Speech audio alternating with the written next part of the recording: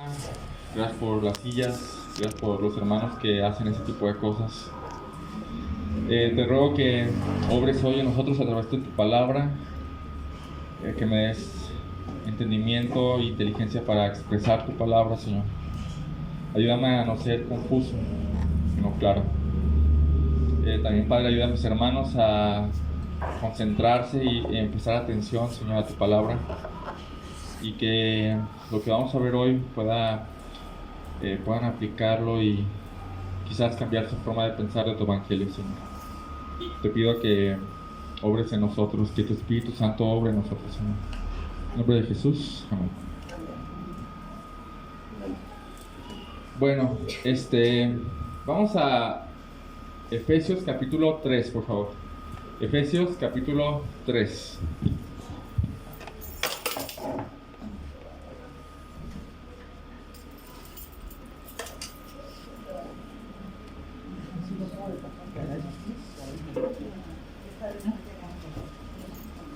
Versículo 7.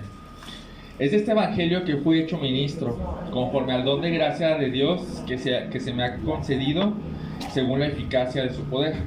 A mí, que soy menos que el más pequeño de todos los santos, me concedió esta gracia: anunciar a los gentiles las inescrutables riquezas de Cristo y sacar a la luz cuál es la dispensación del misterio que por los siglos ha estado oculto en Dios, creador de todas las cosas.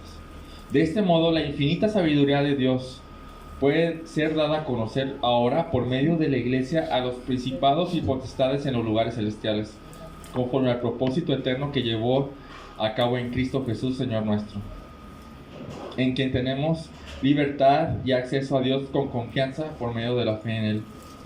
Ruego, por tanto, que no desmayen a causa de mis tribulaciones por ustedes, porque son su gloria. Bueno, este pasaje lo empezamos la semana pasada y estábamos hablando de, en primer lugar, que el Evangelio nos humilla. Y estábamos hablando de cómo Pablo concibe el haber sido llamado para compartir el Evangelio, ¿no? Y si recordamos cómo él era antes de ser llamado, él mismo perseguía a la iglesia de Cristo. Entonces, cuando dice, a mí que soy menos que el más pequeño de todos los santos, quiere decir, no soy digno de esto, no soy digno, pero se me concedió esta gracia. O sea, es un regalo que no merezco. Entonces, el primer punto que vimos es que el Evangelio nos humilla. El segundo punto fue que el Evangelio anuncia las inescrutables riquezas de Cristo. Y para los que estábamos aquí fue de verdad tremendo esto. Cuando empezamos a ver qué significa eso, que Jesús tiene riquezas inescrutables. ¿Qué significa? Y nos quedamos, creo que, un poco frustrados, ¿no? Porque no alcanzamos a ver la totalidad de las riquezas en Cristo. Entonces, nuestro tercer punto es que el Evangelio, dice el versículo 9, saca a la luz cuál es la dispensación o el plan del misterio que por los siglos ha estado oculto en Dios, creador de todas las cosas. A Pablo entonces le fueron encomendadas dos cosas.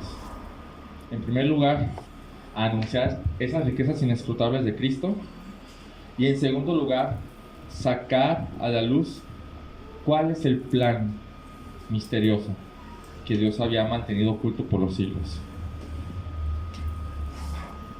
También hoy vamos a recordar cuál es ese misterio del cual está hablando, o ese plan misterioso, que por cierto, pues ya no es un misterio, ¿no? Cuando la Biblia usa esta palabra de misterio, no quiere decir que siga oculto, más bien quiere decir que ya fue revelado. Estaba oculto y fue revelado. De hecho,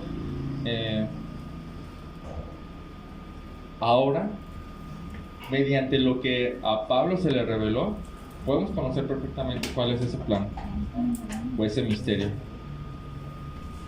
Acompáñenme a Efesios capítulo 1, versículo 9.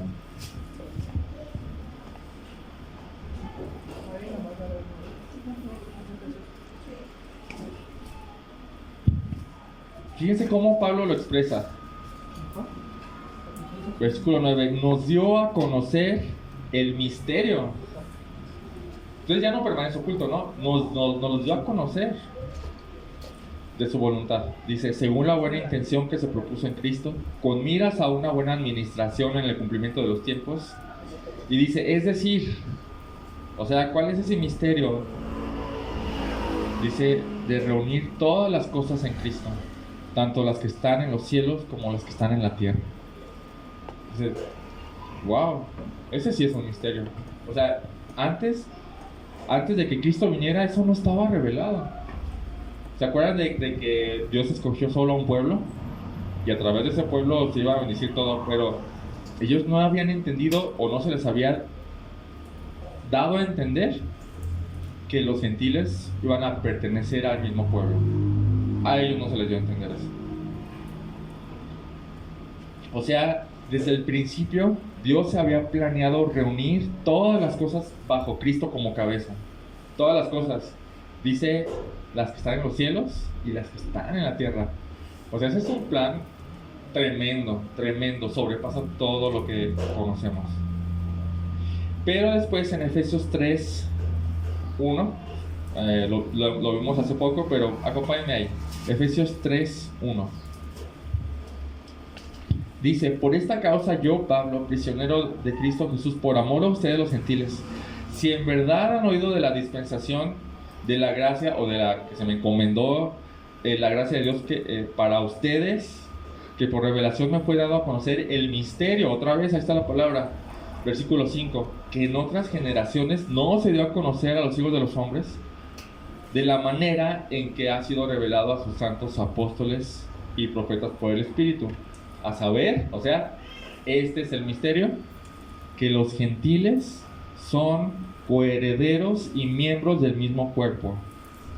Entre paréntesis, el mismo cuerpo que eran los judíos, el pueblo escogido. Participando igualmente de la promesa en Cristo Jesús mediante el Evangelio. Entonces el misterio tiene que ver con que en Cristo estarían reunidas todas las cosas, abajo de Él. Y también el misterio tiene que ver con que personas de todo el mundo, no solo de la nación judía, sino que personas de todo el mundo serían parte de un solo cuerpo. Una última. Todas estas están en Efesios. Efesios capítulo 5. Efesios capítulo 5.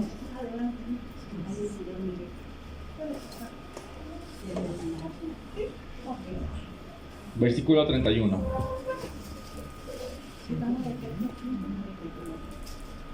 ¿Alguien que lo quiera leer? 31 y 32. Yo. Por eso dejará el hombre a su padre y a su madre y se unirá a su mujer, y los dos serán una sola carne. Grande es este misterio, mas yo digo esto respecto a Cristo y de la iglesia. Por lo demás, cada uno de vosotros ama también a su mujer. No, hasta ahí. Gracias. Dice, grande es este... O sea, agarra un pasaje del matrimonio y dice... Yo no estoy hablando del matrimonio. ¿Sí se fijaron? Dice, grande es este misterio. Pero yo no hablo del hombre y la mujer. Yo hablo de Cristo y la iglesia. Dice, ¡ah! El matrimonio es un misterio. Es el misterio o representa el misterio de la relación entre Cristo y su esposa. ¿Quién es su esposa? ¿O quién va a ser su esposa? La iglesia, ¿no? Entonces, el misterio tiene que ver también con la iglesia. O sea, los que mediante el evangelio van siendo unidos a ese cuerpo que hemos estado hablando también. Y entonces habla de Cristo y la iglesia y su relación íntima con Cristo. Regresamos a Efesios 1, por favor, versículo 18. Y creo que esto que vamos a leer es un muy buen resumen de todo este misterio. Dice versículo 20. El cual operó en Cristo, hablando del poder de Dios que operó en Cristo, cuando lo resucitó de entre los muertos y lo sentó a su diestra en los lugares celestiales, muy por encima de todo principado, de toda autoridad, de todo poder y de todo dominio y de todo nombre que se nombra no solo en este siglo, sino en el venidero. Estamos hablando de que Jesús se elevó por encima de todo, ¿verdad? De todo, no hay nada por encima de él. Pero después dice, y todo lo sometió bajo sus pies, y a él, o sea, a Cristo, Dios lo dio por cabeza sobre todas las cosas a su iglesia, que es su cuerpo. Ahí está, es parte del misterio. Entonces, como dice el 23, la cual es su cuerpo. La cual es su cuerpo. Entonces, este misterio, ¿qué es este misterio del cual está hablando? ¿Cómo lo entendemos? Cristo está sobre todo y todo es para Él. Primero, Cristo está sobre todo. Cristo está sobre todo. Sobre todas las cosas en el cielo y sobre todas las cosas en la tierra. O sea, sobre todo. No hay nada por encima de él. Segundo, que de todo el mundo, todos los que creen en Cristo empiezan a pertenecer a un cuerpo. Y ese cuerpo es su iglesia. Y esa iglesia es su esposa. ¿Sí me explico? Todo eso está, entonces, nada de esto estaba revelado antes en el Antiguo Testamento, hasta que llegó Cristo.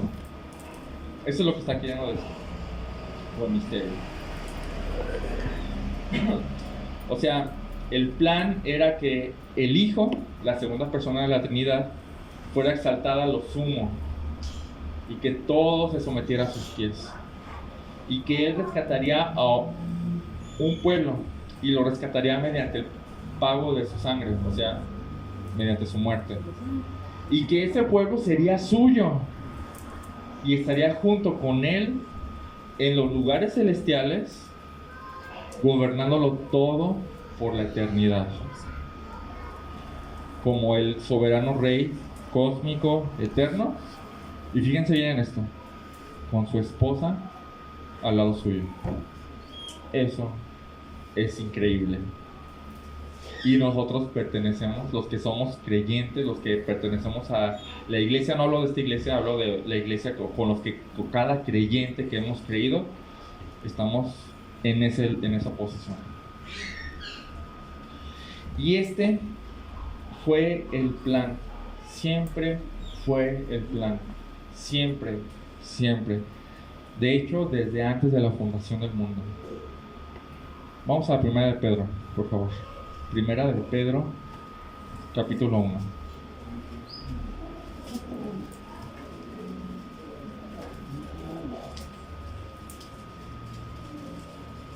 ¿Qué dice? ¿Quién lo quiere leer? ¿De capítulo? 1, versículo 20.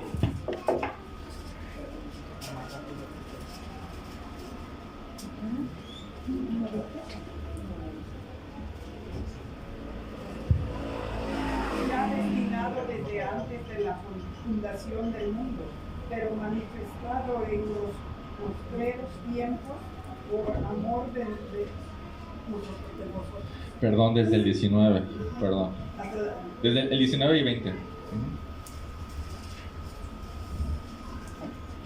Sino con la sangre preciosa de Cristo, como un cordero sin mancha y sin contaminación, ya destinado desde antes de la fundación del mundo, pero manifestado en los postreros tiempos por amor de nosotros.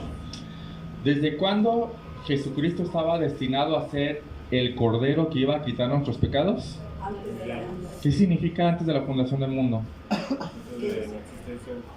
Esta es una clave para mí para entender esto. Con la creación inició el tiempo. Antes de la creación no había tiempo. Antes de la creación, antes de la fundación del mundo, la eternidad. Desde la eternidad, Jesús ya estaba destinado. O sea, no fue algo que se les ocurrió después. No fue una ocurrencia, fue un plan eterno. Ese fue el plan, siempre. No es que Adán pecó y dijo, ¿ahora qué hacemos? No, ese no es Dios. Ya estaba planeado así. Ya estaba planeado. Este plan tiene ejecutándose miles de años. desde aquella eternidad. O sea, realmente es imponente ese plan. Y quise intentar poner una comparación para poder entender cuán enorme es este plan, ¿no? Y quise poner esa comparación usando esta palabra de misterio.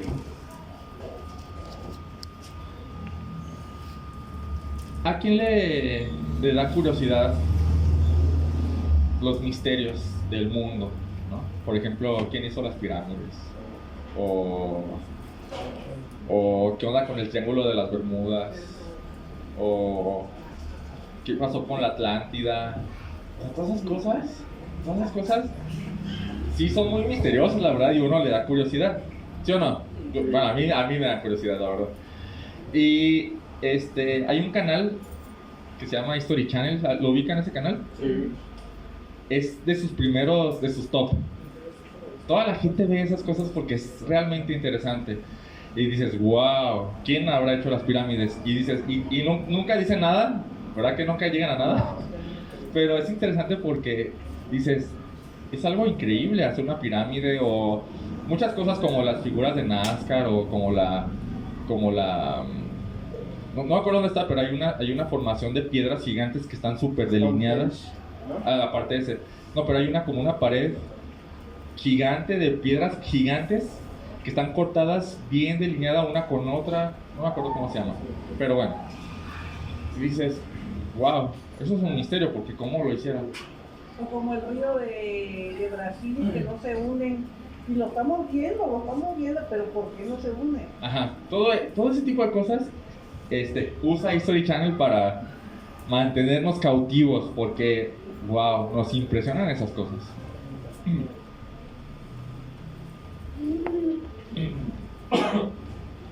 Y muchos aspectos, o la ciencia en sí no ha podido responder muchas cosas, entonces permanece como misterio.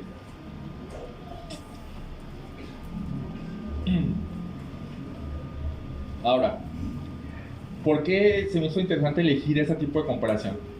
Porque se les llama los grandes misterios del mundo, o los grandes misterios de la humanidad. Y pensamos, ¿hay algo más grande que quién hizo las pirámides? O sea, en misterios terrenales. ¿Hay algo más grande como quién puso las piedras de Stonehenge? ¿Hay algo? No, realmente... realmente si lo pones te pones a pensar, dices, es insignificante. Es irrelevante. Realmente es irrelevante. Demasiado, tan irrelevante que todos podemos vivir sin saber esas cosas. Así de irrelevante es. Pero, pon todos estos misterios juntos, ¿no? Apílalos. Y pon este plan que Dios lleva ejecutando desde la creación del mundo, y dices, ¿qué me importa quién puso Stonehenge? ¿Qué? Así de insignificante son los misterios de la humanidad, comparando con este gran misterio que ya se nos reveló, que es el plan de Dios por medio del Evangelio. Ahora, lo más importante de este misterio, o de este plan misterioso, es que ya se nos reveló. O sea, esa es una de las cosas más importantes. Miren, aparte es accesible. Cualquier persona, con la inteligencia que ustedes quieran. Digo, o sea, no estamos en la NASA nosotros. Tenemos una inteligencia promedio, ¿no? Y podemos acceder a este plan gigante. Y me resuena lo que dice Mateo 11:25. Yo lo leo, no lo busquen. Dice: en aquel tiempo Jesús dijo: te alabo, Padre, te alabo, Señor del cielo y la tierra, porque tú ocultaste estas cosas a los sabios y entendidos y se les revelaste a los niños. Dices, wow, gente como nosotros, común, puede entender este plan.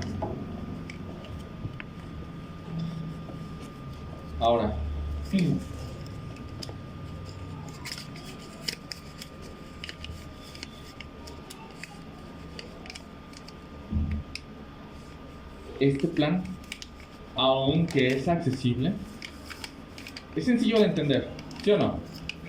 Cree en Cristo y vas a pertenecer a este cuerpo y vas a gobernar con Cristo la eternidad. Cualquiera puede entender este plan, cualquiera. ¿Pero qué voy a gobernar? Esa es una buena pregunta para otro, o para después de que termine el sermón. Es muy buena pregunta. Así de sencillo es. Sencillo. Pero es gigante este plan. Dice Tito 2:14, Él se dio por nosotros para redimirnos de toda iniquidad y purificar para sí mismo, para posesión suya, un pueblo celoso de buenas obras. Ese es el punto. Este plan es tan grande que Dios planeó que su Hijo comprara con su sangre un pueblo para sí mismo y hacerlo su esposa para toda la eternidad. Con esto entramos a nuestro cuarto punto. El primer punto es que el Evangelio nos humilla. El segundo punto es que el Evangelio anuncia que Cristo tiene riquezas insondables. No puedes llegar al final. Nunca puedes llegar al final. El tercer punto que vimos es que el Evangelio saca a la luz el plan que Dios mantenía oculto por los siglos. Ya lo vimos. Y nuestro cuarto punto es que el Evangelio demuestra la multiforme sabiduría de Dios a los demonios por medio de su iglesia que Cristo compró.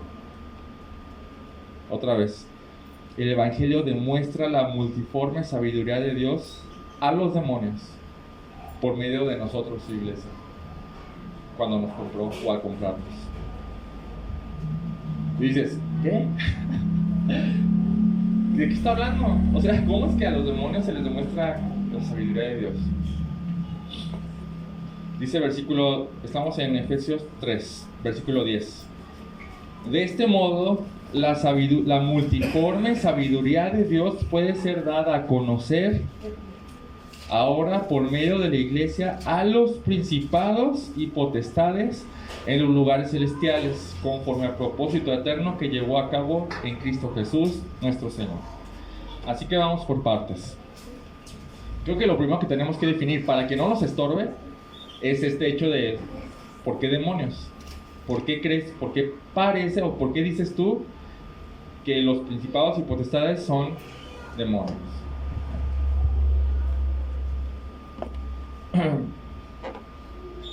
Aquí las palabras que definen este tipo de seres son los principados y potestades en los lugares celestiales.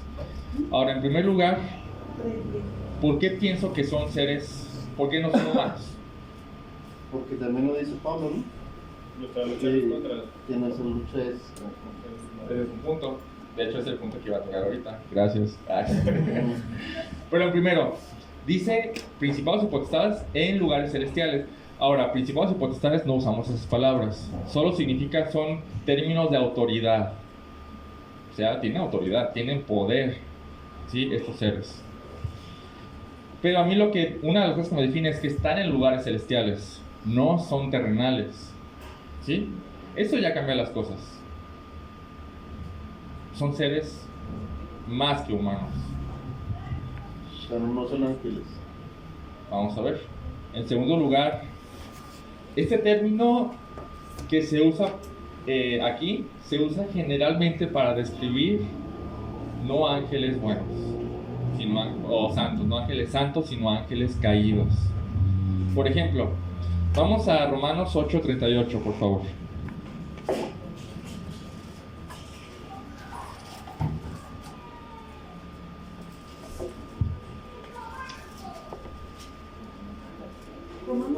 Romanos 8:38.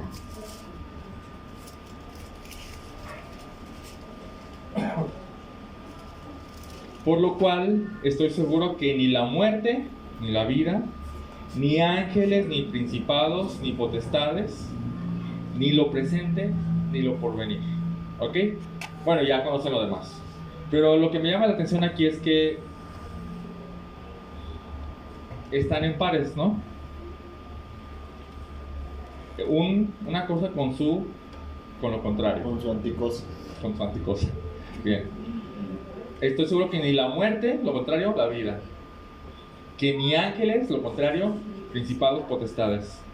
Ni lo presente, contrario, ni lo porvenir. Eso me da una idea. Pero en la conclusión es el versículo que mis hermanos mencionaban, Efesios 6:12.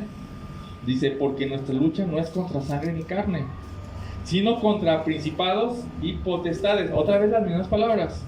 Contra los poderes de este mundo de tinieblas, contra las fuerzas espirituales de maldad en regiones celestes. Ahí está. Yo creo que ya eso queda claro, ¿no? Entonces, cuando habla Efesios 3:10, dice, de este modo la multiforme sabiduría de Dios puede ser dada a conocer ahora por medio de la iglesia a los principados y potestades en lugares celestiales. Podemos redefinir eso con a los seres angelicales caídos, ¿no? Ahí está. La pregunta es, ¿cómo es que mediante la iglesia nosotros se da a conocer a los demonios la multiforme sabiduría de Dios? Y entonces me vienen preguntas como, en primer lugar, ¿por qué Dios permitió que el diablo tentara a Eva? ¿No? ¿O por qué Dios no mató a Adán en el momento en que él comió el fruto? Eso está en la raíz, creo que está en la raíz del punto. Porque tiene mucho que ver con Satanás, que es el príncipe de los demonios, o el gobernante. Y quiero que me acompañen a leer un poco de su historia en Ezequiel 28, por favor. Ezequiel 28.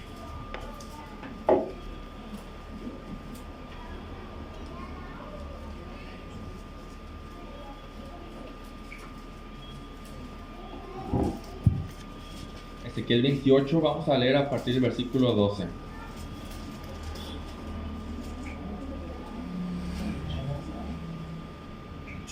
Hijo de hombre, eleva una elegía sobre el rey de Tiro y dile. Bueno, aquí cuando habla de esto es que Satanás está atrás del rey de Tiro, ¿no? Y entonces era como un mensaje para, así como que de vuelta y para Satanás, ¿no? Dice, así dice el Señor Dios. Tú eres el Señor de la perfección, lleno de sabiduría y perfecto en hermosura. En el Edén estabas, en el huerto de Dios. Toda piedra preciosa era tu vestidura. El rubí, el topacio, el diamante, el berilo, el ónice, el jaspe, el zafiro, la turquesa y la esmeralda, y el oro. La hechura de tus engastes y de tus encajes estaba en ti. El día que fuiste creado fueron preparados todas esas cosas. Tú, querubín protector de alas desplegadas, yo te puse ahí. Estabas en el santo monte de Dios, andabas en medio de las piedras de fuego. Perfecto eras en todos tus caminos, desde el día que fuiste creado, hasta que se halló iniquidad en ti.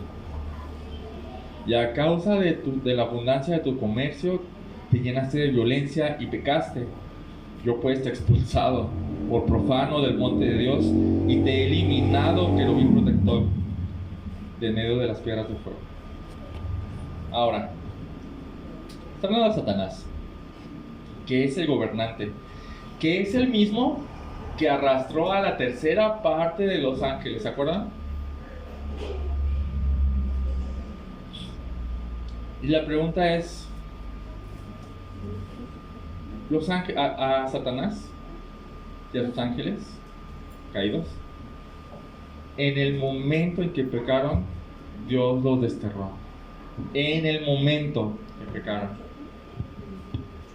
¿Por qué la humanidad ha sobrevivido tanto tiempo? porque es su misericordia y porque no somos como los ángeles, somos inclusive mayores. Bueno, aquí en esta tierra, ¿no? Sí, pero ¿qué? O sea, ¿por qué se diferencia a Dios? ¿Sí me explicó? O sea, el libre albedrío yo creo que busca como,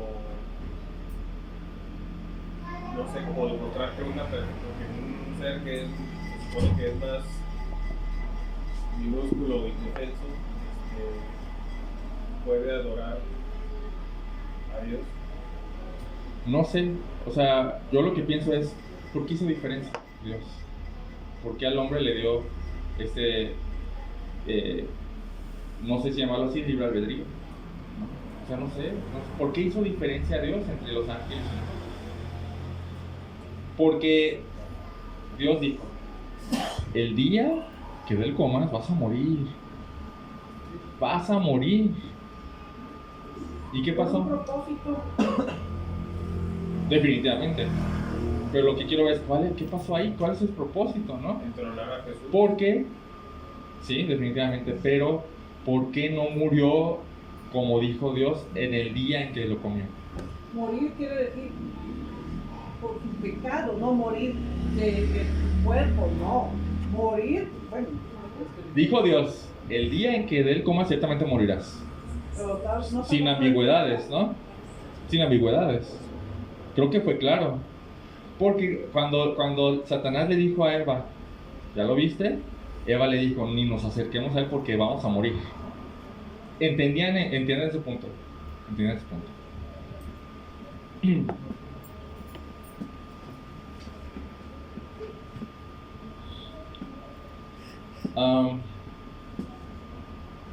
Yo creo que lo que pretendió siempre Satanás era llevar a la humanidad por el mismo camino.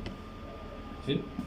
Es como, sí, déjate arruino tu creación, igual que yo.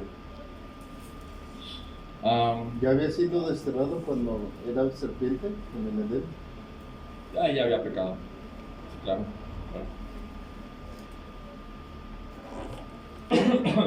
O sea, preguntas como, ¿cómo es que Satanás se introdujo al huerto del Edén para tentar al hombre? ¿Cómo? O sea, eso me da a entender, algo quiere Satanás. Satanás tiene un plan bien definido. Yo creo llevarla a la misma condenación a toda la humanidad. Como diciendo, si yo caigo, tú caes. Sí. A Satanás odia a Dios, lo odia. Entonces, el por qué, o sea, imagínense a Satanás, espectador, serpiente ahí en el árbol, así imagínenselo. Con el hombre y la mujer cayendo, y Satanás feliz, pero no sucede lo que él piensa que va a suceder. ¿Qué pensaría Satanás que iba a pasar? Sí, la morir. Así como él, que los iba a desterrar de su presencia Dios inmediatamente como a él. Diciendo que era lo más hermoso que había creado, ¿no? Lo que más quería. Sí. Sí. Bueno, ¿por qué la humanidad ha sobrevivido tanto tiempo? Es la pregunta. ¿Cuál es la perspectiva de los ángeles caídos? Desde oye, pero no pasa nada. Los hacemos caer y ¿qué te pasa, Dios? ¿No eres justo o qué? ¿Lo ven? O sea, los ángeles son más inteligentes que nosotros. Ellos tienen más poder que nosotros. Y entonces están viendo y no pasa nada, y los hacemos caer y no pasa nada. Y entonces llegamos a Romanos 3, 24 al 26. El por qué la humanidad ha sobrevivido tanto tiempo sin Cristo. O sea, por ejemplo, vamos a pensar en Caín. Decimos, ya se murió y ya. Y así la muerte fue su juicio. Romanos 3:24. Todos son justificados gratuitamente por su gracia, por medio de la redención que es en Cristo Jesús. Y aquí va lo bueno. A quien Dios exhibió públicamente como propiciación por su sangre a través de la fe, como demostración de su justicia. Porque en su tolerancia Dios pasó por alto los pecados cometidos anteriormente. Entonces esto lo hizo para demostrar en este tiempo su justicia, a fin de que Él sea el justo y el que justifica, el que tiene la fe de Jesús. Entonces, para irlo bajando, ¿por qué la gente del Antiguo Testamento no moría? Realmente no se está cumpliendo lo que Dios dijo: el día que peques, ese día morirás. Básicamente, el día que hubiera pecado, deberíamos morir todos. Eso es lo que Dios dijo. Pero ¿por qué no? Aquí está parte del asunto. El asunto es, lo pasó por alto. Lo pasó por alto. Algo que no hizo con los ángeles. ¿Notaron eso? Dice, porque en su tolerancia, Dios es tolerante, Dios no destruye al mundo por su tolerancia. Dios pasó por alto los pecados cometidos anteriormente. Y en este tiempo, en el tiempo de Jesús, demostrar su justicia por medio de la fe en Cristo. ¿A qué voy con esto? Que Satanás pretendía causar tanto daño a la humanidad como para que todos se fueran al infierno, como él. Pero no le salió.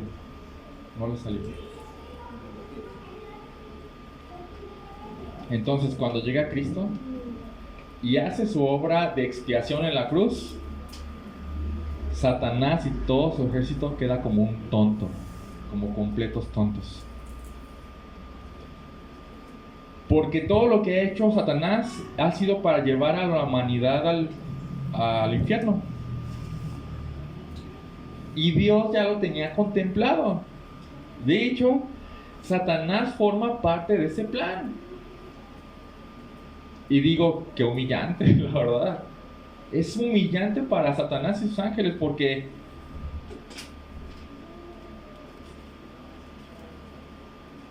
fíjense lo que dice Efesios 3:11. Conforme al propósito eterno que llevó a cabo en Cristo Jesús, Señor nuestro. Esto era un plan eterno y Satanás estaba dentro de eso.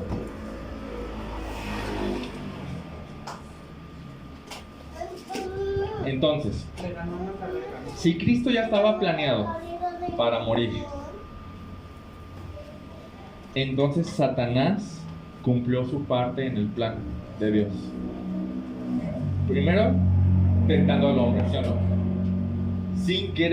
Sin quererlo, él estaba cumpliendo parte del plan, que era que el pecado entrara a la humanidad. Cumplió su parte del plan tentando a Jesús, ¿no? Satanás no lo sabía. Esto es interesante. A veces pensamos que Satanás lo sabe todo. Es una mentira. A veces pensamos que Satanás está en todos lados. No es cierto, no es omnipresente, no es Dios. Satanás no entendía el plan de Dios, porque si lo hubiera entendido, no hubiera hecho nada por crucificar a Jesús.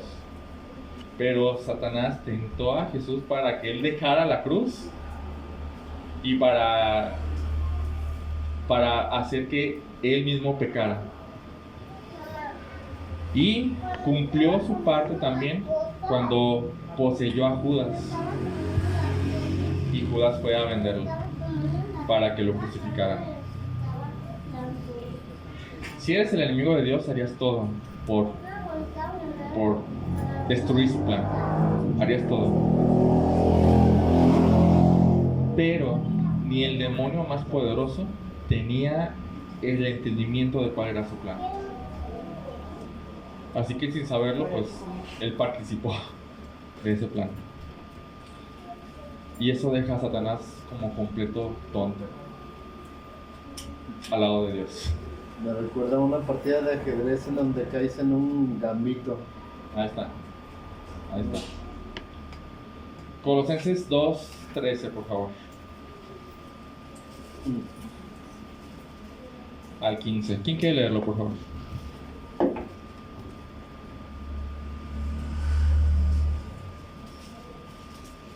Y vosotros, estando muertos en pecados y en incircuncisión de vuestra carne, os dio vida justamente con él, perdonándonos todos los pecados, Hasta el 15, por favor.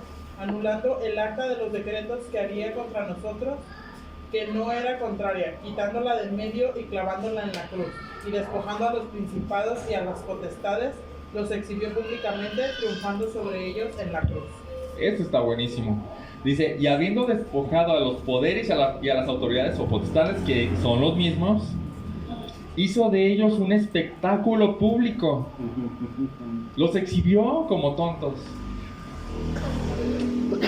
Y dice, triunfando sobre ellos por medio de la cruz.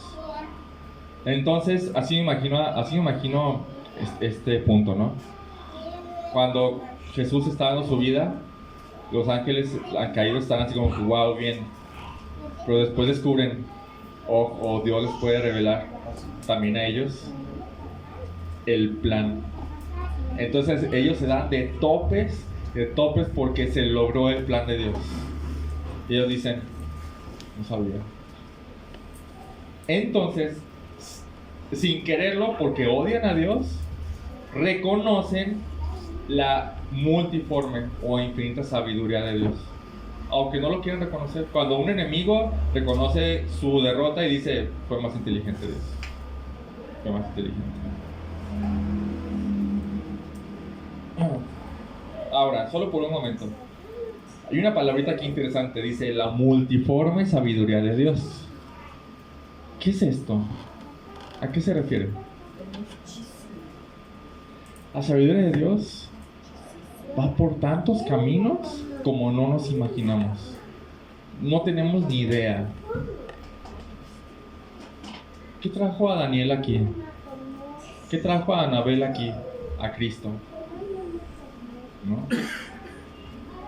¿Cómo llegó Marisa a Cristo? Israel, Mauricio.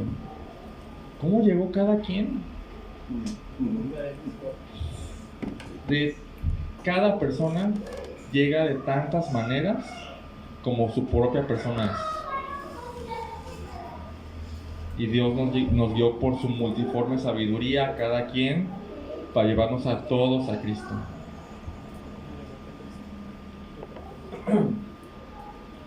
Sigue diciendo Efesios 3:12, en quien tenemos libertad y acceso a Dios con confianza por medio de la fe en Él.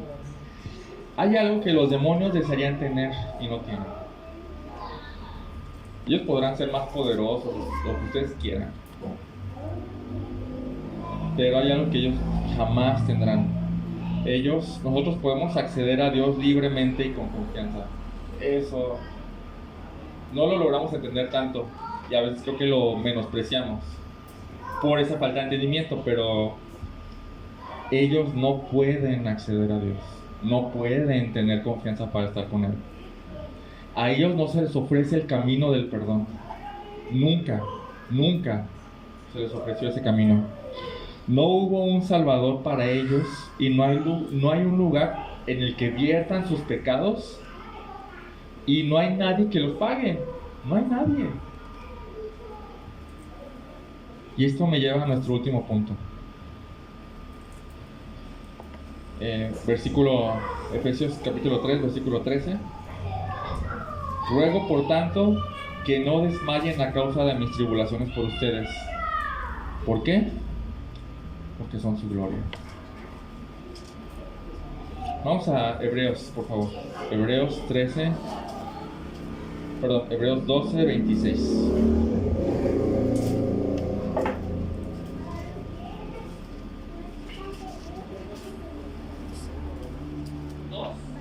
Hebreos, perdón. 12:26.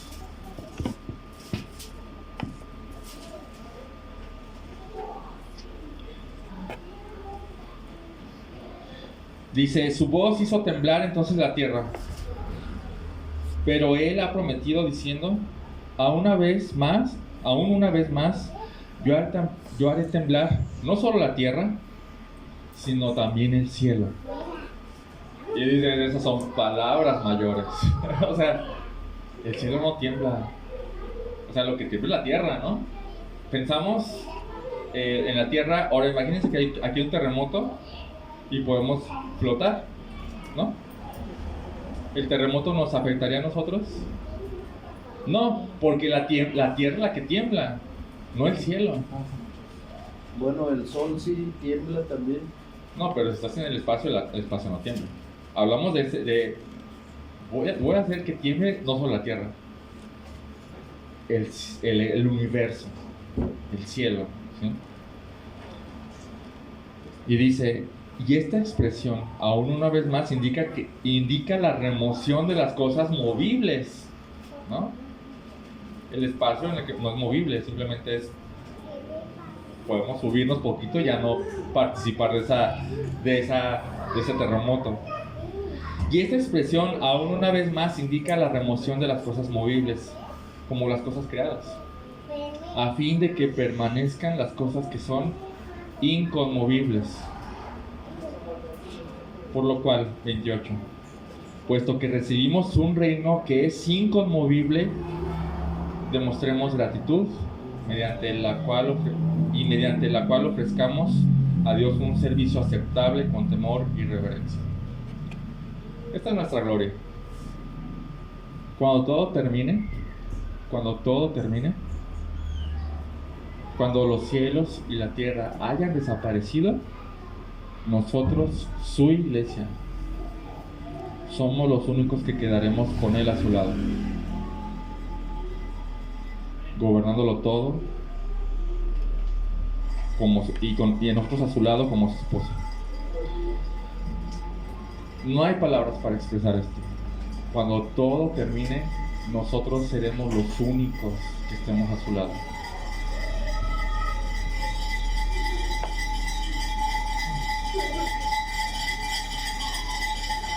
Hablo de los únicos que hemos estado a su lado como los que creemos en Cristo.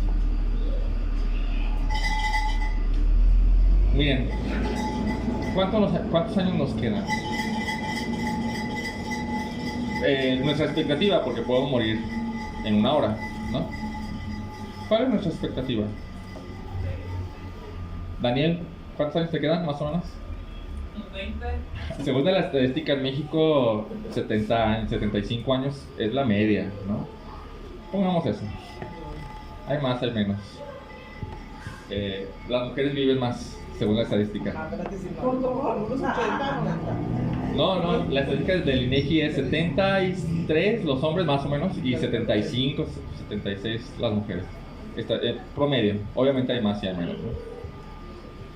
Pero pongamos esa estadística. Yo tengo 40 años, me quedan 30. Es poco. Es poco. Entonces a mí me quedan como 2, En esa estadística, sí. Es poco. Aún al más joven, a Daniel, ese más joven, le quedan 45 años más o menos. Es poco, es de verdad poco. Solo es un poco de tiempo más. Solo es un poco de tiempo más y estaremos con Él. El punto es, entonces, dice Pablo, no se preocupen por mí, no les importe mi sufrimiento, porque el Evangelio es su gloria. Entonces, ¿qué importa un poco de sufrimiento? ¿Qué importa? En 10 años, mañana, si Dios quiere, voy a estar con Él. ¿Y qué importa un poco de sufrimiento por 30 años? ¿Qué importa comparándolo con la eternidad con Él? El Evangelio, este Evangelio de las inescrutables riquezas de Cristo, este Evangelio por el cual nosotros podemos acceder a Dios con confianza, este Evangelio por el cual Él nos hace suyos,